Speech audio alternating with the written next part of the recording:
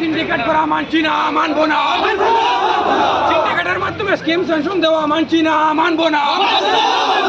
Income জিন্দাবাদ, মুক্তি সমিতি জিন্দাবাদ।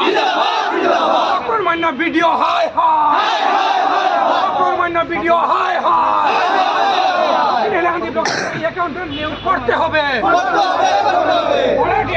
মারাঠি অ্যাকাউন্টে চালানো মানছি না, মানবো না।